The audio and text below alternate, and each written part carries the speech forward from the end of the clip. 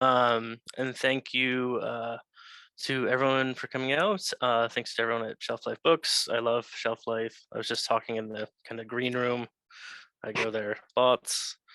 I just got a lot of books there the other day. It's a really great bookstore. And thank you to Dorothy Bentley and the Writers Guild of Alberta for putting this all together and for asking me to host the panel. And of course, thanks in advance to our excellent panelists who we're going to get to after I do my little-ish spiel.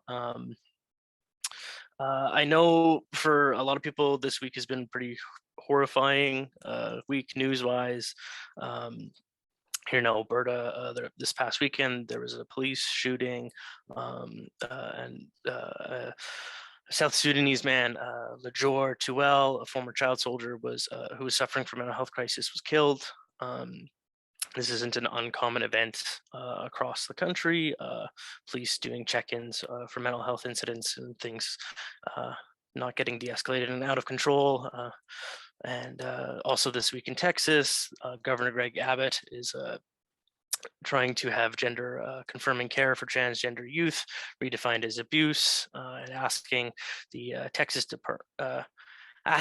the state's child welfare agency to conduct investigations into any possible cases, though the Department of Family and Protective Services is not under his direct influence. And of course, with the news yesterday and today, Russia's invasion of the Ukraine, I know it's like, my senses are kind of shot. So for anyone who has taken the time to come to this talk, I really appreciate that you've come here. And I hope that everybody is doing well. I wish everyone well. Drink lots of water, try to take care of yourself, because it is hard on everyone. And we need to cultivate as wide of an emotional bandwidth as we can to kind of better take care of one another. And part of how we do that is making sure we're healthy. Our talk today isn't necessarily like a lighthearted escape from difficult topics, though it's probably less acutely intense. And I think it's going to be really heartening and rewarding for everyone involved. So I'm here today hosting the panel surrounding discussion on Freedom to Read Week. Just some notes from Freedom to Read Week's website. Freedom to Read Week is an annual event that encourages Canadians to think about and reaffirm their commitment to intellectual freedom, which is guaranteed them under the Charter of Rights and Freedoms. It is organized by the Book and Periodical Council, the umbrella organization for Canadian associations that are or whose members are primarily involved with the writing, editing, translating, publishing, producing, distributing, lending, marketing, reading, and selling of written words. The website has a lot of really great resources, really comprehensive guide to banned and challenged books that people can submit more examples to, and lots of articles exploring freedom of expression. There's a really great Desmond Cole one on there that I think everybody should read. So if you have some free time to check out the website for Freedom to Read Week, please do so. I think I know, at least I have sometimes taken for granted that free speech is right hard fought for. Oftentimes when I think of the loudest shouts for free speech, in my mind, the first thing that comes up is politically right-leaning folks sometimes who'd like to say whatever they want without consequence, which is a form of free speech, I guess. Sometimes the message is more mixed. Take, for example, this anonymously published 1902 op-ed in the New York Times Book Review, which it's crazy they've been around that long, but they have. The New York Times the other day contained an account, partly ridiculous and partly disgusting, of the tribulations which a library at Evanston has got into by undertaking to regulate the reading morals of that community.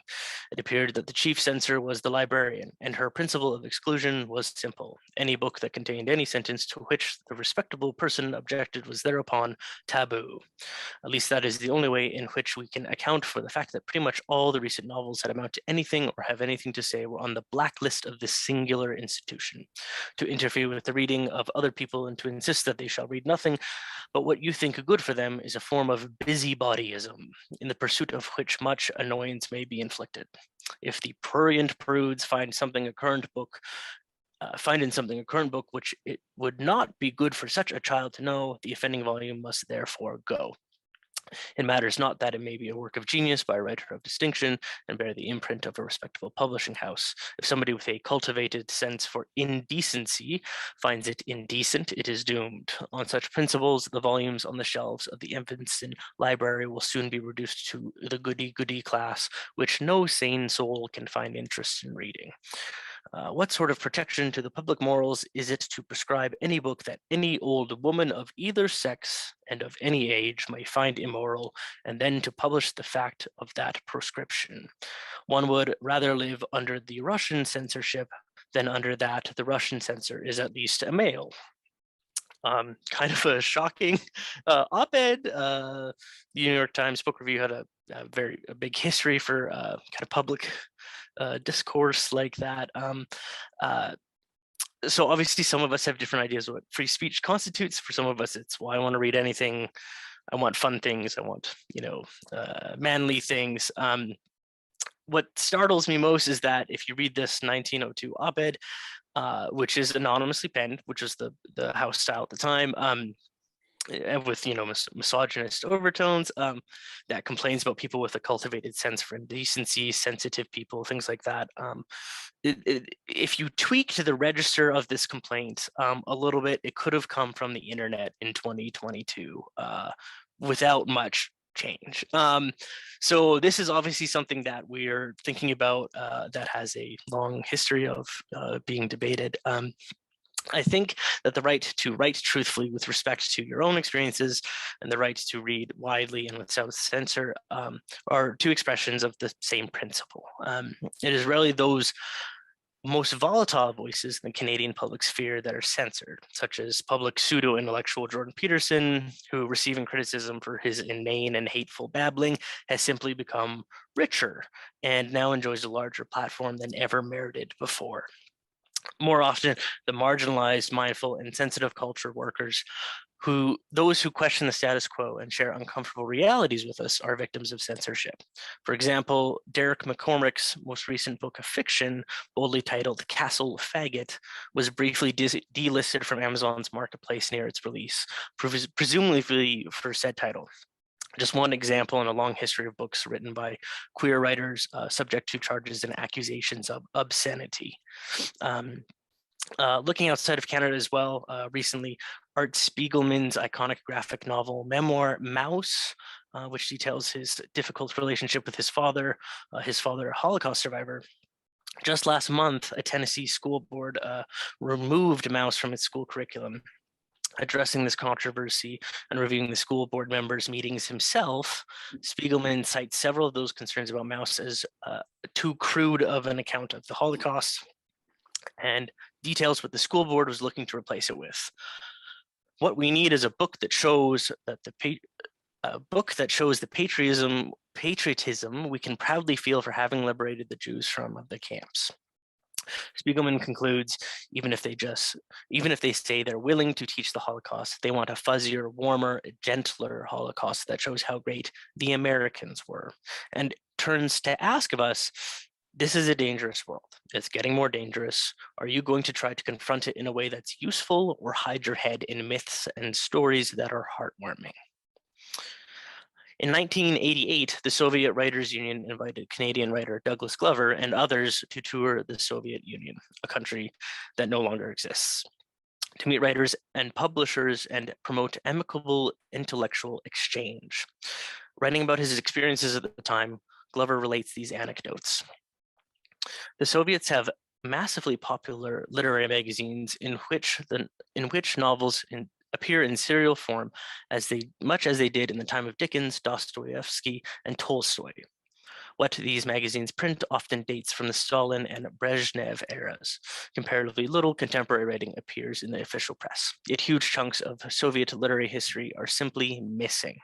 Spend a day in any Canadian university library and you'll know more about what's been written by the best Russian, Ukrainian, or Georgian writers in the last 70 years than the common reader in the Soviet Union. Joseph Brodsky, winner of the 1987 Nobel Prize for Literature, left the Soviet Union in 1972 after being charged with parasitism, a catch-all term Soviets use for people who don't fit, can't find jobs, etc. Another Leningrad writer, Daniel Granin, told me Brodsky left because he was forced to live in unendurable circumstances. He was squeezed out. A lot of things contributed to this. For one, the things he wrote. Somehow Brodsky wasn't eager to obey certain regulations of both poetical and civil life. Soviet editors I spoke with were clearly a bit mystified by that Nobel Prize. When he left, he had only published 3 poems in the Soviet Union, said one. I could go on about the emancipatory power of literature, which I think is self-evident, especially for everyone here. And I could list countless examples of the state both restricting access to and destroying vast systems of knowledge as a mechanism of control. But I'll just bring up one last example from my own reading for now, because if I don't stop here, I won't. And everyone else is going to be much more interesting than me, I promise. Writing for, surprisingly, Teen Vogue, in 2017, on Nazi censorship, Lucy Diavolo relates, on May 6, 1933, Nazi demonstrators raided the libraries of the Institut für Sexualwissenschaft, a German name that roughly translates to the Institute of Sexology. The institute was a privately operated research space for the studies of human sexuality. More than 20,000 books were taken from the shelves and burned days later in the streets by Nazi youth groups. And later on in the article, detailing the legacy of all this, Diavolo notes, the Nazis exploited existing laws to attack the LGBTQ community, but the legacy of their enforcement practices lingered for decades. It took East Germany until 1968 and West Germany until 1994 to repeal the laws Nazis used to persecute LGBTQ people. Modern day Germany only just voided those charges this June, which would have been June 2017. So I think it's, like I said, it's self-evident that literature is obviously something that is like a great form of dissent, and having access to literature is really important. You know, the samizdat, the prohibited literature movement in the Soviet Union is another great thing. But that's enough of me. I don't want to go on and on. I just wanted to kind of contextualize my own relationship and recent history of this. A lot of my knowledge of these things comes primarily from queer literature, but as soon as you start thinking about these things, it's a very big question, a very big discussion to have, which is why we're so fortunate to have such great panelists here today. I'm going to introduce each of our panelists and then ask them to speak a little bit about their relationship to these principles related to Freedom to Read Week. And then afterwards, we're going to transition to more of an open group discussion. And I'll try to monitor the chat if I don't get totally wrapped up. And if we have time at the end, I'll do my best to field some of the comments and questions in the chat with the panelists. So thanks so much for humoring me and my little rant, my missive. We're going to start here today with Theresa Shea. Theresa is the author of 2 novels, The Shade Tree, published in 2021, winner of the Guernica Prize, and The Unfinished Child from 2013. Finalist for the George Bunier Award and the Alberta Reader's Choice Award. Theresa lives in Edmonton, and for more information, you can visit her website at www.theresashea.com. And I believe you can, if you want to just click a link, go to the event page, and you should be able to find it there. Take it away, Theresa. Thanks, Benjamin. And thank you I was so delighted to be invited to be on this panel. So I'm grateful that some people showed up so we'd have an audience. I want to pick up a little bit on what Benjamin talked about, the emancipatory role of literature. So when I was first asked to be on the panel, I thought, oh my gosh, I started running in about 18 different directions and researching this, that, and the other thing. And of course, freedom has been a word bandied about a lot lately. And as Benjamin said, there's a lot going on in the world right now. And, you know, I'm a mom and I've got kids and I worry about their future and, you know, what the heck's going on. So I thought I could talk about a lot of things, but what I know the most is my own experience about books. So I want to talk about that because I can't imagine, I wouldn't be me without books. Books were my first love. And I, in many ways, think that books really saved my life because I was one of those kids who carried a book with her everywhere she went. We moved around a lot as a kid. I was always a new kid. It was like my books and my dog, right? And I was lonely as a child, and books, you know, I think about that C.S. Lewis quotation, we read to know that we're not alone. And that was me. I just read voraciously. And I was fortunate to be able to visit libraries a lot. I even remember we used to have a little bookmobile that would drive around and show up, and it was like the best thing. And like, even today, when I call in a bunch of holes at the library and I go to pick them up, I'm like, oh my God, it's like the best day ever when my books come in, right? Because I came from, like, I was this little kid with a tender little heart, and I didn't understand the world around me. It didn't make a lot of sense to me. I felt like I was confused a lot. So I looked to books to find out what was going on. And I also read above my age. So I have vivid memories of being in the library and like hiding out in the stacks, because librarians can be rather terrifying at times. And if they found me in the adult section, they, you know, I had to scamper and get out. So like I'd read things like, you know, like Danielle Steele to get some of the, you know, sexy bits, or like, what is it like to grow up and to have a partner? And what is it like for this? What is it like for that? And I didn't have a house where we talked a lot about politics. Like I didn't know where to go to figure out the world. So I turned to books, and books have continued to be probably my truest friend. I also think too, this Oscar Wilde quotation that I love, the books that the world calls immoral are books that show its own shame. And that really speaks a lot to me, because I think that when I look at the whole, you know, everyone can get online and find books that have been banned, but the typical reasons that books are banned all is for sex. So there's some kind of hatred of the body, and depending who you're having sex with, and et cetera. So sex, violence, offensive language, Satanism and witchcraft, like, you know, Harry Potter books, and religious issues. So it's often parents. When we talk about school boards, it's parents who are like, who are snitching on books. And I was thinking, I've written, you know, a fair bit about being a child, or like growing up, and what happens when you grow up in a house. Like the household, your home is the first narrative you ever encounter. And what happens if that narrative is not one that makes a lot of sense to you, or not one that you want to, not one that you agree with? So when I think about the kind of writer I am today, I've always gravitated towards books towards writing very like political topics that I guess in a way do deal with our shame. So the world's shame, like how we have treated people who don't fit into the dominant narrative. So my first novel, The Unfinished Child, it looks at the eugenics history in Alberta. These were, you know, university professors signing off to have people sterilized without their consent. These were educated human beings, right? My most recent novel, The Shade Tree, looks at the shame of the treatment of African Americans in the Jim Crow era.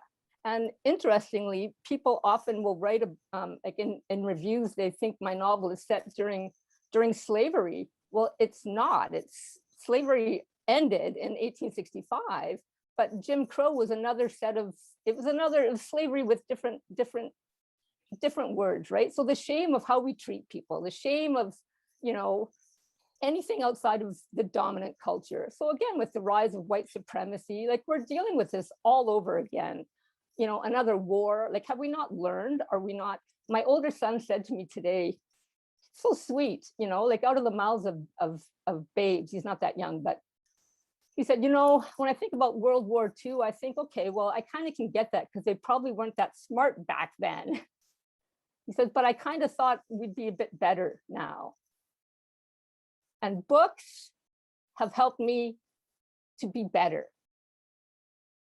I try to write books that make me want to be a better person. I look for books that push me, that elevate me, that emotionally speak to me, to explain the world that's not meeting the standards I think that we can reach. And that moves me profoundly. So I remember I did a reading. I had a launch for my first book. We talked about this earlier in the green room. I haven't had a launch for my new book, but my first book, I read a section from my novel, The Unfinished Child, and it was a very moving section. And I was at the front of the, you know, obviously reading, and I started to cry. And I thought, oh my God, like I wrote the damn book, right? Like, you know what happens, Theresa? Like, why are you crying? But it was just, you know, like the things that humans live with are not like, they're different, but the same. You know, what do we want? We want love. We want to love and be loved. We want to be free from suffering. We want to have happiness, right? So anyway, I think so the shame of eugenics, the shame of, you know, how we treat non-whites, you know, there's just a lot of shame. And I think that what we're aiming for, the books that make me feel like I want to be better, are the books that show the deep humanity and how sometimes when people do things I don't understand, if their motive is love and compassion, that takes it to a whole new level, if you know what I mean. So I'm going to stop there because I look forward to hearing what others say and having a conversation. Thanks. Excellent. Thank you so much, Theresa. Yeah, that's great. I had like, yeah, Oscar Wilde is like a big, I have that little quote on my bullet points as well. Yeah, that was great. Thank you so much. Next up we have Shazia Hafiz Ramji. Shazia was the winner of the 2021 Poetry and Prose Prize presented by the Southern Alberta Art Gallery, finalist for the 2021 National Magazine Awards, and a finalist for the 2021 Mitchell Prize for Faith and Poetry. She is the author of Port of Being, which I think is Invisible Press. I have a copy of it in my bin, but I haven't pulled it out since I moved. Sorry, where was I? Shazia lives in Calgary and Vancouver, where she is at work on a novel. Thank you for being here. Yeah, thank you, Benjamin, for setting us up so nicely, and Theresa for that personal introduction to the whole session, and to everyone for being here tonight with us. I recognize some poets in the audience as well, and Annie McClellan from BPC, who I spoke with. So thank you so much for being here, and thank you, June and Shelf Life, always supporting us. So I've been reading a lot of Alice Munro lately, almost reading her work as a kind of guide through my life. You know, I've had the privilege of working with her archives here at the University of Calgary. And in particular, I've been looking at her fan letters that she kept from the mid-70s to in 1982. And in the research that I was doing, I saw that she had received these kind of hate letters in 1978. And so I imagined that it had to do with her, you know, international rise as an author in 1978, because that's the year that her book, Who Do You Think You Are, was published. And it also received recognition in the UK. So I just presumed that inevitably with more recognition comes hate mail, right? But in fact, I was wrong, because the letters she received in 1978 were a response to something that was going on since the early 70s. When Alice Munro's Lives of Girls and Women was published in 1971. And it was being challenged all throughout the 70s. In 1976, a high school principal in Peterborough, Ontario, removed that novel from a grade 13 reading list. He said that he questioned its suitability because of the explicit language and the description of the sex scenes, as Jeff Salat had reported in the Globe and Mail, and which people still continue to report on today. But I was curious essentially in this research about how the censorship debate started. because in the archives, there's a speech by Monroe against censorship during this time in the 70s. And coincidentally, in the same week that I was at the archives looking at that letter, trying to trace the trajectory of how the censorship debate began, I got an email from Dorothy at the Writers Guild asking me to be on this panel. And I began to wonder, if Monroe had a role in the Freedom to Read Week origins. And it turns out that she did. So I emailed the Book and Periodical Council to request some info on the origins of Freedom to Read. And Franklin Carter, who's one of the editors and a contributor to the Book and Periodical Council, he got back to me and he shared a sheet on the origins of Freedom to Read Week, which is actually rooted in the 70s. And Franklin writes, during these years, a few citizens across Canada pressured local school boards and public libraries to remove contemporary novels by authors such as Timothy Finley, W.O. Mitchell, and Alice Munro from their shelves. The book banners objected to the use of profanity, blasphemy, and depictions of sex in fiction. They didn't want young people, including high school students, reading these novels, end quote. Thank you to Franklin for sharing that with me. And, that just made clear the connections between Monroe in the 70s and the origins of Freedom to Read initiatives in Canada. And thinking about the resonances now, I'm interested in how the censorship debate has changed and rises over and over again. But more recently, I'm thinking about what happened in 2019 in Southern Ontario again, when there was a book burning in Francophone Ontario schools, and about 4,700 books were burned in the name of reconciliation, because they were burning the books because they were outdated books with colonial tropes. And in a video that was prepared for the students about the book burning, the students were told, quote, "We bury the ashes of racism, discrimination, and stereotypes in the hope that we'll grow up an inclusive country where all can live in prosperity and security," unquote. So that obviously received a lot of flashback and was heavily denounced because, of course, censorship here is a way of rewriting history by diminishing the impact of colonization through this act of book burning, right? And yeah, just like Theresa and just like you shared, Benjamin, I've been wondering whether the notion of freedom needs an update, because the whole notion of freedom itself has been appropriated not only by the right wing, but also in the book publishing industry. Like I'm thinking of Janine Cummins, who wrote American Dirt. There was a lot of controversy around that book because of the exploitation of the narrative of immigrants, particularly the Latinx immigrants crossing the American border. And so these kinds of debates are all up for debate now. I think I will stop there, because I feel like I talked a lot. So thank you for listening. Oh, that was great. Thank you so much, Shazia. It wasn't too much at all. I know too much. I'm wearing a chartreuse fringe shirt to a professional talk. You were just right. That's really interesting. Lives of Girls and Women is another thing I wanted to talk about a little bit, just because Dell, it's one of my favorite novels, but it is kind of sicky. Like I can see why people would wonder about it, but that it would have even been complained about is kind of shocking to me. What was and is to this day transgressive, kind of to some people, but not to others. So thanks. Last but not least, we come to Ms. Ifoma Chinwuba. Ifoma is a poet, novelist, essayist, and literary critic, and she's the University of Alberta's current writer-in-residence. Lucky them. Writer-in-residence programs are so great, and it's like so great to learn from somebody outside of your department sometimes. Get a different take.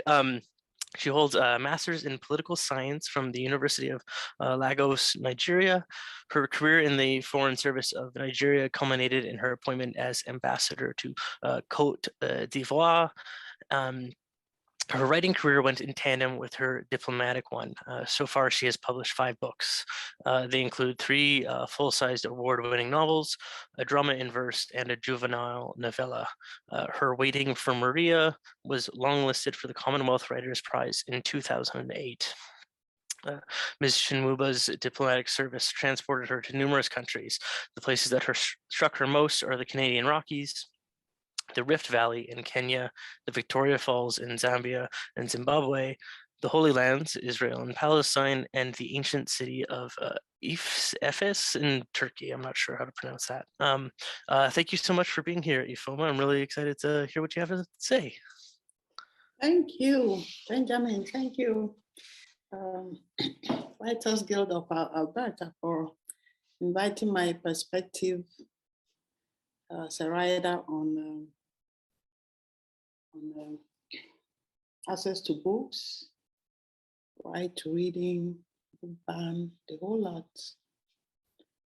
I would like to, since my predecessors have talked about the Canadian experience or Russian experience, I like to bring in the African experience here, the Nigerian experience, really. And it is to say that access to books presupposes literacy or numeracy. Access to books presupposes that there is education, that the children are going to school. And now we are wondering what books to ban, what books to restrict, stuff like that. But where I come from, going to school is a problem.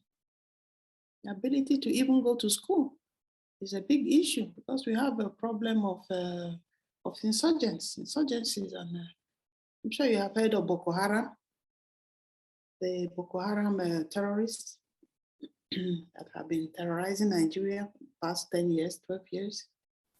And the Boko Haram itself, the name means book, ban. See, Boko Haram is just a pejorative way of saying Boko, book, Boko. And you know in Arabic, haram means ban, not allowed, forbidden. So Boko Haram itself means no books. We don't want books. We don't want education for our children. And I'm sure you have heard of the abductions in Chibok. Our girls in the secondary school were abducted. And about 273 girls till today, as we speak. Over 100 are still in the bush or wherever, have been sold into slavery, have not returned to their parents or to their schools. And while we are suffering all these things, other abductions have taken place. There's Dapchi, there's Kaduna, there's so many. So they just swoop on the schools and make away with the students and teachers even. Now, it used to be an everyday occurrence. Every week, 2-3 schools would be targeted. And what did government do? The government said, look, we cannot continue this kidnap business. And they closed down schools. Over 200 schools were closed down. The kids are at home. With the effect now that in Nigeria, this morning last week I thought it was 10.5 million school children out of school. 10.5 million children out of school. But this morning I read the UN report and said it's 13.2 million now. So there is a blizzard of abductions resulting in closure of schools. And so literacy has gone down. And so people are not even talking of books. What book can I read? What book can I not read? They are unable, incapable of even reading. They're not able to read. Literacy has fallen. Now, so the school is not there to teach them to read. Forget about what they are going to read. I know people say, oh, what of e-school? During this pandemic, we had a lot of remote learning. You know, you give them laptops. The teacher is teaching from wherever, and the kids are being taught at home. But then we have a problem of electricity again, and the problem of equipment. So that e-school aspect is also foreclosed to them. We don't have that. Apart from that, there's also the issue of early marriage for girls. 10 years, 12 years, 13 years, 14 years, they are married off by their parents because they don't want to invest in females. They're going to get married and then all my investment, all my money is gone on it. So once they are 10, 12, 13, they're married off. So girl child is also militating against education of our girls in some communities. Coming over to civilized world where schooling is not a problem, where there's security, there's even free education, because back home, even when you have in the South, where there's no security problem, schools are open, people are going to school, many don't go to school because of cost, because we don't have free education there yet. So you have to pay through your nose even. And so you find that many parents too involved in child labor. Instead of sending their kids to school, in the morning they put something on you. Go and sell this, go and sell oranges, go and sell what, go and sell, go and work. Or you work in the farm, or you work in the family business. So school is foreclosed to some people over there. Here we are talking of books, ban. And I asked myself, this book banning in Western societies, in societies where schooling is not a problem, who is doing the banning? Who is doing the banning? And what are they banning? Of course, in most instances, it is the parents who are banning books. And Theresa, you said books on violence, witchcraft, and all that. But there are also books on sexual orientation. Sexual orientation, especially if it is not hetero, if it's not the one we are used to. Parents frown at that. Parents frown at gender identity even. Gender identity. We don't want, children, reading about other possibilities of, apart from cisgender. Cisgender, they know. They don't want to know anything apart from that. Sexual content, you also mentioned. Things that are explicitly sexual, a lot of sex inside it. Religion too. Religion. There's a lot of, even in the Catholic Church, I'm a Catholic. I know growing up, we had to look for the nihil obstat. Every book that my parents allowed us to read, on religion, had to have that nihil obstat. It's a Latin expression that means no obstacle to your faith. You can read this book. It does not constitute, danger to your faith. So of course, we've heard of Salman Rushdie's satanic verses banned. We know that ISIS burnt books in Mosul. We know that, even in Turkey, books were burned, publishing houses closed. These are the things. And then, of course, critical race theory. Critical race theory. I don't want a book like To Kill a Mockingbird, for instance, was banned and is still being banned in some places because it was talking about the blacks. The black man had been accused of rape and all was freed, had the right to be freed. So some parents ban those books from their, or restrict access to those books by their children. And I am looking at, I support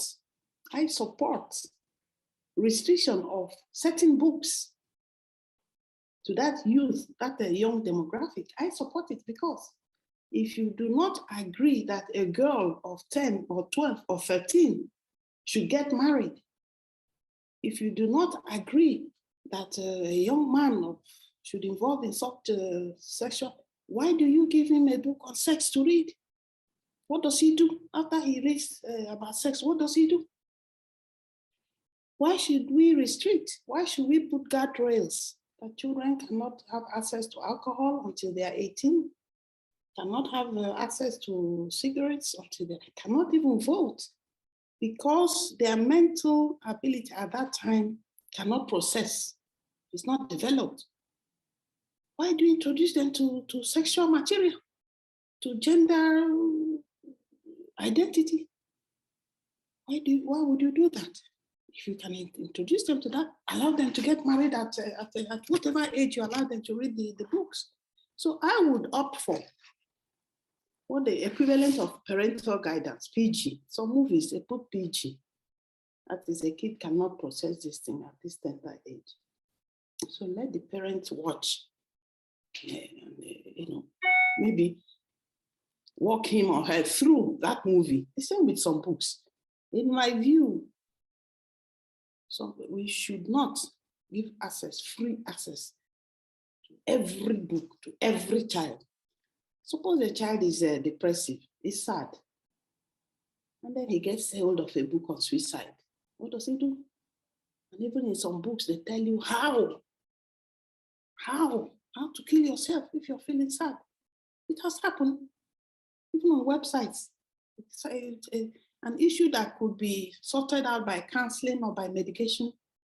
You find, oh, the kid is on his own, he kills himself. The next morning, the parents come and they say, he's dead, because he had access to material that his brain could still not process. So I'd like to, where I'm going to, but while I support that there should be free access to books by adults, because they can process it, whatever it is, they get more knowledge, they can process what it's all about, they can rationalize. But for kids, young children, we should not. We should practice self-censorship ourselves as parents, or well, by extension, teachers, legislators, whoever, guardians. We should practice self-censorship. And if you may allow me to refer to, I don't know if you have read Odysseus, the Greek mythology, where Odysseus, after fighting the Trojan Wars, he was going home. And Zeus advised him, when you pass the island of the Sirens, don't listen to their song, because if you listen to their song, they're going to tempt you and you're going to fall. You're going to be tempted to fall into their embrace, to their song and all. So Odysseus, block the ears of your sailors with beeswax. And Odysseus himself wanted to listen to the songs of the Sirens. He was curious. But then Circe also advised him, then tie yourself, get your crew to tie you up on the pole, so that if you listen, but you are unable to go to join them, to be tempted. And so his crew ties him up on the pole while he blocks their ears with beeswax. And when he gets to that island, the Sirens are singing, all those sweet, sweet songs and all. And Odysseus wants to go to them, but he's restrained by the ropes. And that is how they escape, because of that self-censorship. Because if he had listened to the song of the Sirens without being tied, without being restrained, they would have met their death there. So there are some books that are very dangerous. Books are dangerous in themselves, yes. Some books are very dangerous. They can turn your head, turn your life, turn everything around. So some books are so dangerous that we must practice self-censorship at that level. Don't say, oh, I can read it and no, it won't affect me. Oh, no, I can do this. I can watch this movie, it won't affect me. I can read this book. Oh, no, I'm strong. No. It's like a man who says, oh, I can drink. I know my limit. I can drink. And then you see him lying on the road. He knows his limit. So we must practice self-censorship when it comes to some books and where our children are concerned. As they grow up, as they age, as they get to age of maturity, we can now introduce these books to them. And a caveat, we know how ubiquitous books are now, because a kid that has a tablet, he can access any books. So you can tell him, oh, don't read this book yet, you're too young for it. And then he goes into his room and he opens the thing, gets it on Kindle or whatever. So I think what parents should do, or teachers, is to encourage children to discuss any books they read with parents too. You see, so you may sneak in and read this book, but be free to discuss it with me, your mother, your father, your guardian. so that you can infuse your own perspective, your own values. You can guide his thinking of what he has read. So let me stop here too, so that others can chime in. Thank you very much for the opportunity. Thank you so much, Ifoma. That was really great. Especially, yeah, contextualizing it outside of Western reading practices. Like it feels glib to kind of go on about, oh, my reading rights and things like that when it's, you know, access to literature and education is not a substantive right guaranteed everywhere on our planet at this time. And yeah, very interesting. I'm really glad you spoke freely about like self-censorship. That's a really interesting idea to me. As I mentioned with the Samizdat earlier about like the Soviet Union practice of passing along illicit materials, it's a little bit, I think about the internet a lot in those terms. I guess because it's just free access to everything, but it's a very different relationship when you're handing peer-to-peer, when you're transmitting knowledge between people, and when you're creating huge banks of information for anyone to access. And I think kind of tied to what we discussed earlier about, you know, the emancipatory potential of literature, that power is, yeah, it's volatile. It can skew both ways, certainly.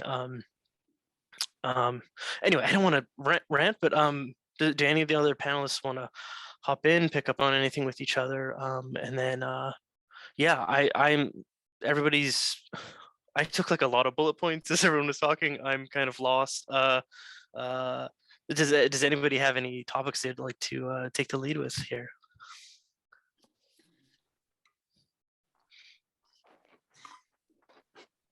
What is to be done? I was just going to say, I had no idea that Boko Haram meant book banning, like, or restriction. That, and that's makes, I mean, that's without, you know, like freedom to read, or like you said, literacy, that presupposes literacy.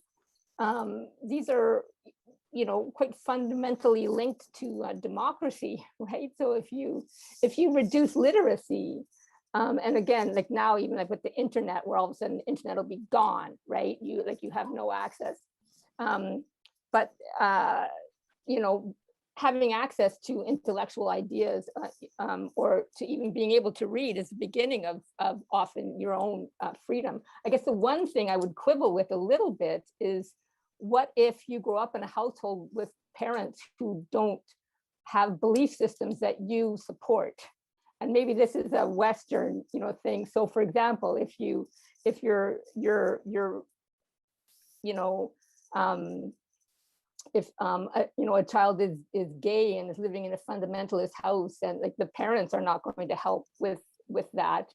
If your parents have, you know, kind of racist views, and you are wanting to think more liberally, your parents necessarily aren't going to help you with that. So I guess where I might quibble a little bit is the assumption that the parents are actually sharing viewpoints that mesh with your own. And like I know in my case, that like having access to different ideas from what I was exposed to, or that my parents might support, was really critical to me to find my own kind of path a little bit. But I also understand, it's kind of like, even now I practice self-censorship, and like I don't watch violent movies. I'm like, no, I'm not letting that in my head. I'm just not doing that. But I'm also an adult, so. Well, why do we put guardrails when it comes to alcohol, for instance? Why do we say you're not old enough to drink alcohol or smoke or even vote? So if the age of majority is 18, I think the kid can wait. He's 18 to decide what he wants to do, or what he wants to be, what he wants to believe in, or what he wants his life to go, in my view. So the guardrails should extend to his sexuality. Yeah, should extend to his sexuality. her sexuality. Can restrict you from smoking and drinking and doing all those things.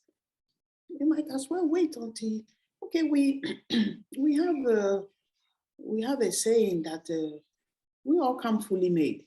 Once we are born, we have all the equipment, but we are not ready. Kids are not ready. In South Africa in those days, a lot of HIV, AIDS, and they somehow got into their head that if a man is HIV positive and he sleeps with a virgin, he will be healed, he will be cured. And so men were raping kids, babies, 15-month-old, 3-year-old, 4-year-old babies. So they have the equipment, but they are not ready. That's my position. You may see somebody is 12, 13, 14, and say, oh, his sexuality is this, is that. How do you know? He's not ready. His mind, he cannot, in my view. If we can legislate against all this alcoholism, alcohol and other things, we have to legislate other things until they are 18, until their minds can process what they are reading, what they are doing, in my view. If not, if you say they are old enough, or they can read anything, or they can decide their gender, they can change their gender, they can do what they like at 12, 13, 14, 15, then allow them to drink alcohol, allow them to smoke, allow them to vote. If they can decide that, then let it open. That's my view. I think there's something to be said as well about the parental kind of interpolation of these things.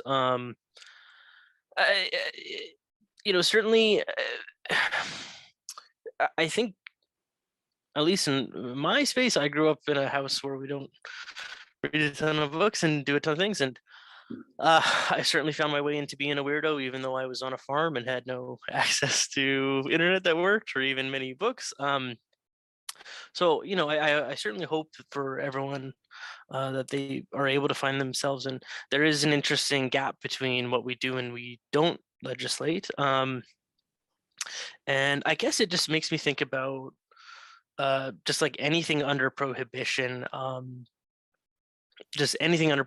people eventually find a way to do it anyway, right? So if we do have, if we're fortunate enough to have relationships with parents or mentors or siblings who can help us unpack those experiences, or like, oh, I read this thing, or I watched this crazy, I almost swore, sorry, I was about to say effed up. But, especially with the internet, I mean, we just were exposed to so much. And even outside of the internet, as I mentioned at the outset of this presentation, there's something about, like, even we don't consent to having the news bombard us with constant tragedy over and over and over. And the news is not necessarily a neutral reporting platform. And so there's something about just, we at a certain point, I wonder if we aren't just kind of obligated to we're going to experience things that we're not ready for sometimes, and where the world isn't the world. I mean,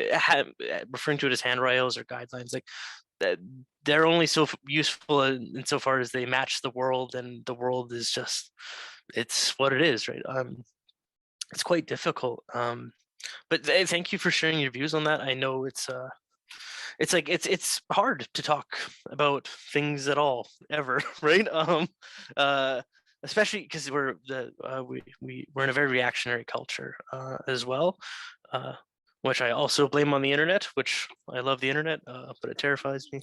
Yeah, and it's really interesting. Thanks, Theresa, for reiterating your point. Like, it is one of my favorite musicians is Ray Spoon, whose art and writing are all tangled up in how art has saved their life, and from a religious household that was very difficult for them to grow up in.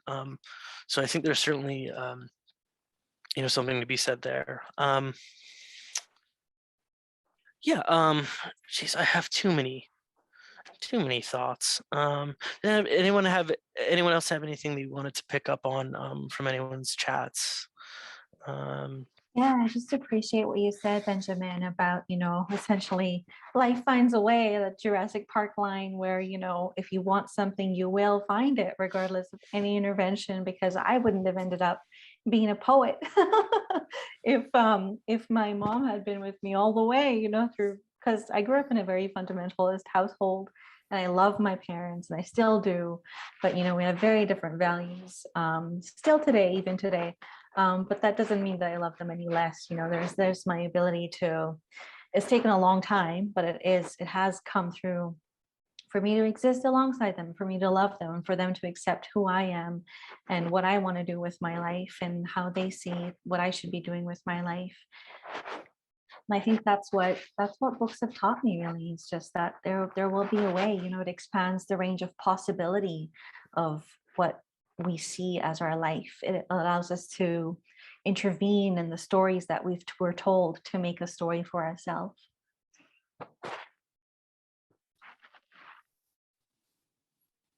And I don't have the quote handy. I think it's Dodie Bellamy, an essay in the there's an anthology called Biting the Error. They're discussing just the idea of what's transgressive to them in their own communities as a queer writer, is like they couldn't even write something transgressive, but for other readers, even the mildest kind of iteration of their own community is completely unthinkable.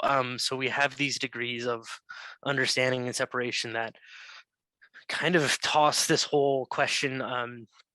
It's like there's no objective, oh well, this is obscenity, because for a lot of people, and especially I think framing the discussion toward adults, like even for adults, like some of us have particular sensitivities, some of us, which isn't to dismiss them, but it's to say, like, some of us are triggered by certain things, some of us find understanding in reading something similar, some of us can't even begin to approach it, and sometimes more marginalized writers, just by expressing themselves honestly, end up in a position where people are shocked that they've said something.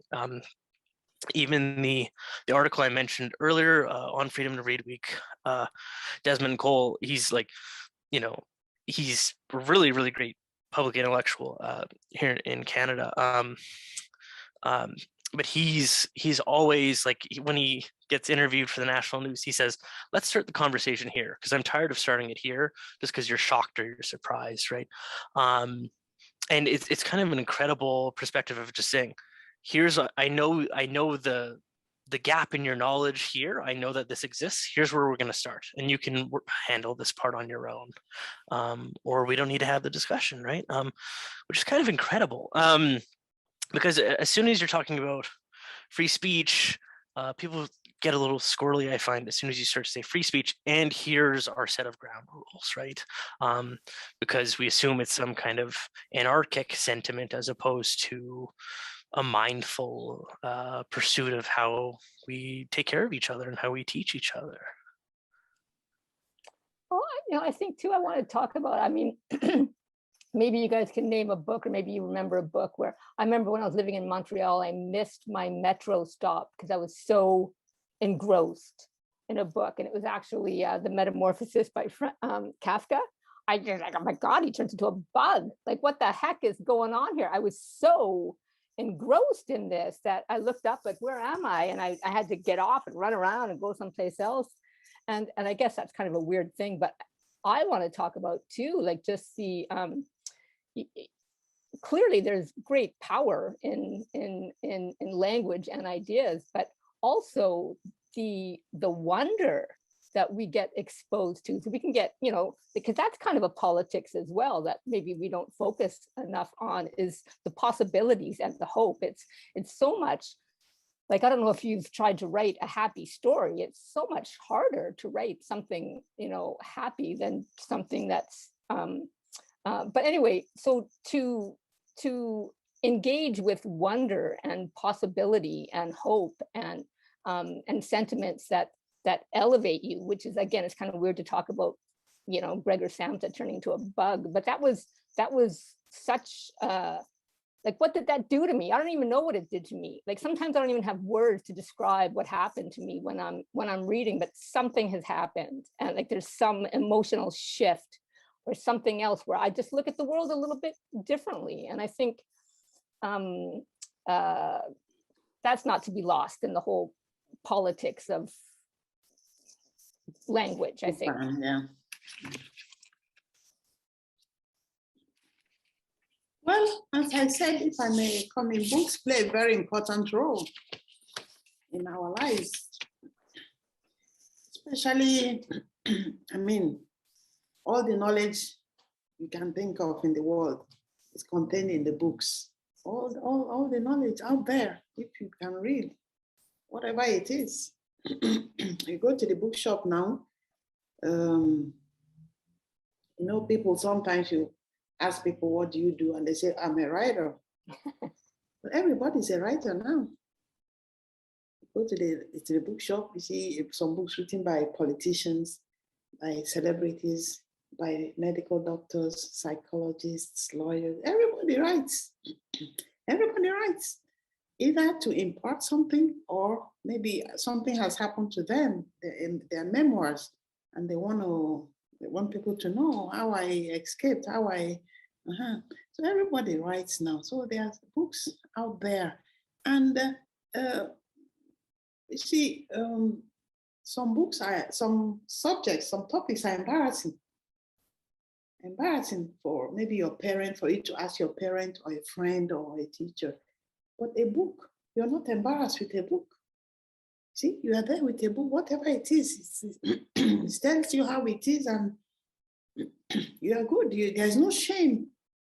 There's no shame. Even some things you may be afraid or ashamed to ask your mom or your dad, for instance. But a book, you're not ashamed, you're not afraid. It tells you the way it is, and it enlarges your cost. So you know what you want to learn. So books should not be banned, because they educate us. Like I said, it's for adults. If you're over 18, any book you want to read, you should be able to read it. It should not be banned in the libraries. Oh, don't put this, don't stop this. Even some, and I think the greatest people who reduce access to books or who ban books are the agents and the book publishers. Because there are so many writers out there. They spend 1 year, 2, 3, 4 years, they craft something, they read, they write, and they send to an agent. Oh, after 3, 4 months, or say, oh, no, it doesn't meet our standard, it doesn't meet our that. Okay, you can't get a publisher to publish your book. So they are also part of the people who reduce access to books. Okay, and then look at J.K. Rowling's book. So many people rejected, so many, agents and publishers rejected her books until I think Bloomsbury said, oh, okay, we'll publish. Imagine if she lost hope and said, oh, this book is no good. I've lost that book, all those series. So many authors will tell you, oh, I tried, I was rejected 30 times, 40 times, 50 times. Some lost hope. So agents too are part of those who reduce access to books. Publishers too.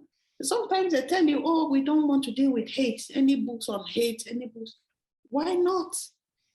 It's an emotion that is out there.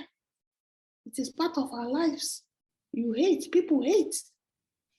But so people hate, and now with self-publishing and all that online, and you write, you put it out there, anybody can have access to it. So it's good those books are published, and then parents help to discuss with the children. Oh, this is too violent, it's gone, you shouldn't, we don't want, it can lead to jail, it can lead to, your life is lost if you so they rationalize it. Look at the young guy in Michigan, whose parents bought a gun for him. He was just 12 or 13. What did he do? He went to school and killed his classmates. See, parent, at 13, 12, why do you buy a gun for him? So a book is as dangerous as a gun. Some books, not all, of course, some books, those books that deal with issues that surpass the young person's understanding. You should try to protect them from those books. And it's protective. I'm not denying them. It's protective for your demographic. By the time you reach 18, become an adult, these books are there for you. You've already matured. Your brain can take it. So I would, what am I saying in essence is that for adults, there should be no book banning. For adults, they should have access to books because they can process it, the information there. Yeah. That's what I'm saying.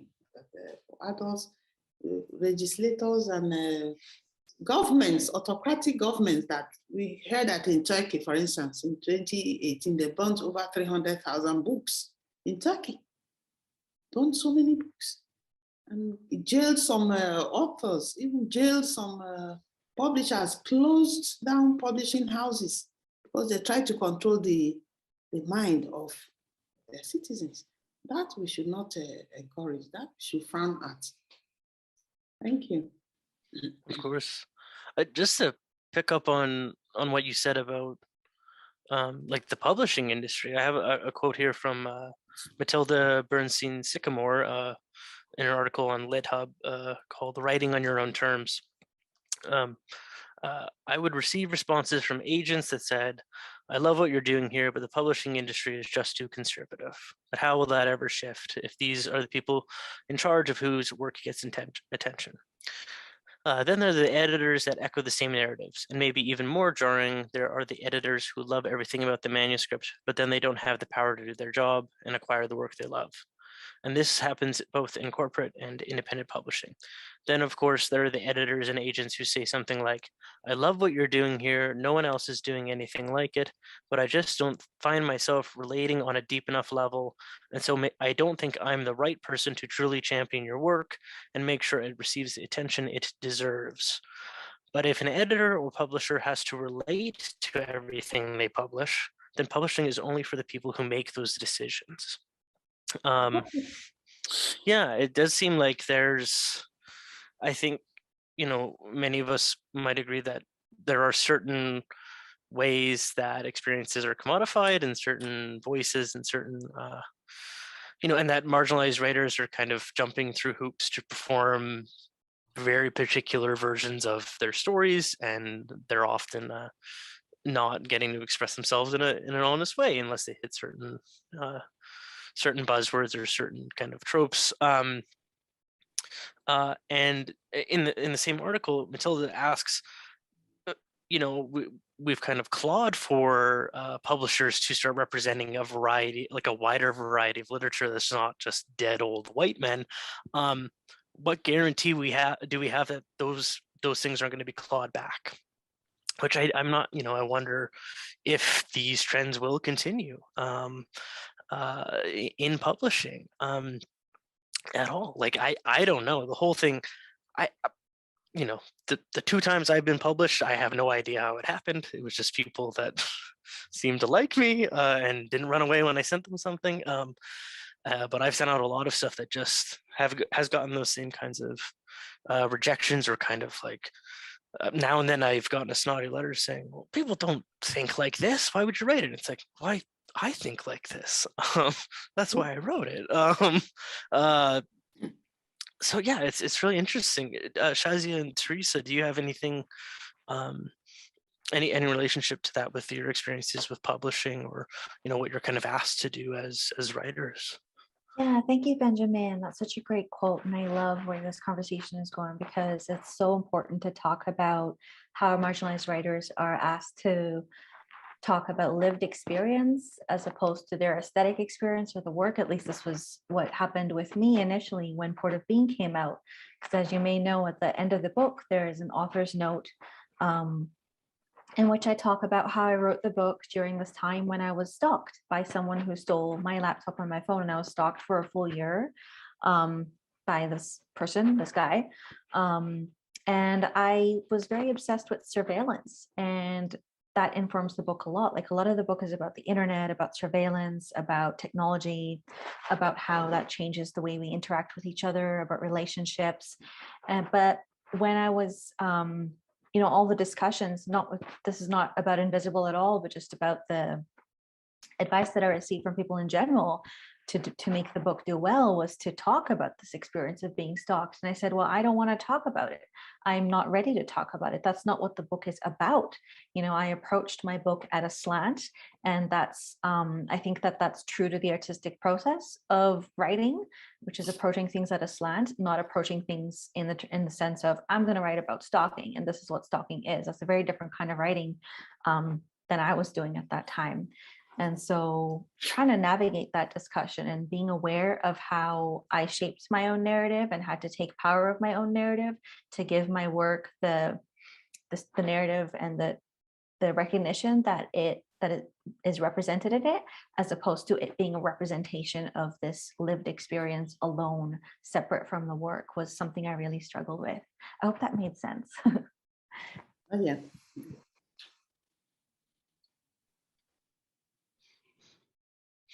And I was Theresa, just do you? going to say, Yeah, go ahead. yeah, sorry, I was just pausing and thinking what do I want to say.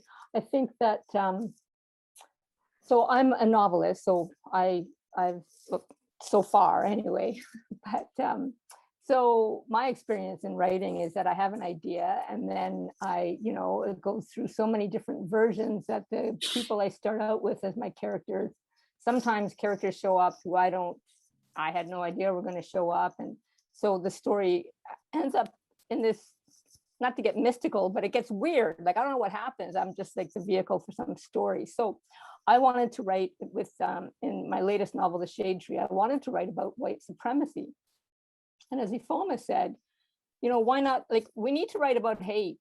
Like, it's ugly, but it's prevalent. We can't just pretend it doesn't exist. So to write about white supremacy, I wanted to write about, when you live in a sick society, you just become sick, right? Like, you become sick, and what is normal for you, I mean, it's very easy for people to assume that they wouldn't be a particular way. So it's historical fiction. But anyway, it was a hard book to write, and I wasn't like, and I was kind of thinking that, what the heck am I doing writing this book? And I kind of think that the only way it was to get published is because I sent it to a lot of places and had a lot of rejections, was the Guernica Prize was a separate, outside of a publishing house, and it was blind jury, which was just one of those weird things, because I think that,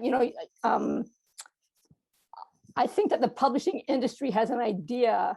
It's like, you throw spaghetti at the wall and they know which two books are going to stick, and that's what they put all their money into. And so I think that the publishing world writ large really does have an idea of what they think is going to work. But I think if we're trying to work on becoming, like, I'm always trying to become a better person, I think, I hope on our human journey we're trying to do that to create characters who are, in situations that are not good, some better than other characters, like, and if you care about them, something happens with you in terms of your empathy reflex, possibly. So I think we have to write hard stories, and again, for whatever reason, I seem to be drawn to these topics that like, what about genetic testing? Are we to determine certain humans aren't of value to be on this planet? And are we targeting certain individuals? What about, race? What about sexuality? What about, so for me, the power of story is profound, so I don't know, I kind of talked all around there, but I do think it's important to write those tough stories. Anyway, I'll stop there. Yeah, no, There's I mean, a lot of hate. I love There's that. a lot of hate in our world right now. Yeah, I think that's part of the thing, is like, it feels like a big move to just speak frankly about things sometimes, and I think sometimes we treat literature as like popcorn, like as entertainment, the way we think of films. But to me, what literature offers us that everything at Cineplex this week doesn't offer us is like a deep, sustained engagement with a different perspective. Like it's just an entirely different, and like I love genre books. I love horror. I love some old Westerns. But even like if like poetry, there's no money in, like it's just not even an industry. It's like a prestigious hobby, I guess, for some people. And so it feels like maybe for some of us writing in poetry, we have freedom to do that. Maybe what we can't do in a novel or a play, or like it just feels like as soon as it's divorced from capital, you're allowed to speak frankly. But when it's not, then it's supposed to be politically neutral or story first, entertainment first, and then, as if story was this hermetic little star in the sky that superseded everything, right? Anyway, I'm talking too much now. My brain is buzzing with all of these really, really, really great thoughts. Does anybody in chat have any questions? We're kind of coming up on an end time, I think, for things. If anybody wanted to throw a question or a comment into the chat for any of the panelists, I believe they'd be happy to help you, unless you were rude, at which point I'd tell you to frig off. Yeah, and if nobody has any comments or questions, then maybe we'll start to wrap up if that sounds good to anybody. If anybody has anything else they'd like to throw out there, I'm also eager to listen. CS Weisenthal writes in the chat, thank you to all three panelists for very suggestive reflections on literacy, access, education, democracy, the relative concept of freedom, and so much more. Thank you to everyone who's come to listen to the talk tonight as well. Thank you. Oh man, it's not Friday. I was like, oh, it's Friday. It's amazing people are here. You can tell I'm unemployed at the moment. The calendar has no meaning. I mean, I'm on a farm. I'm keeping busy. But yeah, thank you so much to Theresa, Shazia, and Ifoma. Thank you. Just like, yeah, I was very nervous about this. I haven't done public speaking in some time, and I'm a bit of a bullshitter, so I love to talk, and being nervous and talking too much are not good combinations. So thank you everybody for supporting I was me. just gonna say, shout out to your parents for not running the microwave, so your internet. Yes. Oh, I'm sure they're waiting to heat up leftovers and their magic bags for their achy backs. And thank you to Jun and everyone at Shelf Life Books in Calgary. They're great. They always help my mom find crazy things for me. And thank you to Dorothy Bentley and the Writers Guild of Alberta for asking me and for asking everyone here to come out and do this. And I believe this might actually be online later via Shelf Life Books. So keep an eye peeled if you want to share this incredible talk with other people. I just want to say one last thing. I've been thinking of just the way that I spoke about my parents now, and I just realized that their restrictions and their sort of pushback against me was so necessary for my growth. Like, I don't think I would have been able to be who I was if I didn't have that push and pull. And that's just, it feels like a kind of universal rule of life where there has to be this tension for growth. And so I'm really appreciative for this conversation and for the tensions that it's brought up in me, and just for your moderation. Benjamin is so skillful. You just like octopus, all the conversation threads going in all directions. And Theresa and Ifeoma, I learned so much from you. So thank you so much for tonight. Thank you, everyone. Thank you. Thank you for being here, for these perspectives you bring, from all over the world, Russia, Europe, everything. And it was easy because already you gave examples, and we just had to, write on the crest of what you provided. So, and being writers, we write, so we have an idea what is involved. I think literature really, for those who write, Theresa, you're writing about hatred and all that, and the need to write about these things. But I think literature is, is writing something without calling its name. It can be done. I think that's literature. Otherwise, it's an academic work. Literature means calling something, saying something without mentioning its name. If I can refer to Mark Antony in is it Julius Caesar? When he said, "Friends, Romans, countrymen, lend me your ears," he led the people to fight, to war against Brutus without mentioning war, without abusing Brutus and the others. So are they all honorable men? You see, so that's literature. You make people see hatred, make people see the emotions without calling the word its name. That's what the writers do. And thank you so much for your inputs. Awesome. Yeah, and thank you so much again, Ifeoma. Thank you, everyone. This was best night I've had in a long time. It's great to get together with people and talk about things I love. So, I'm gonna run.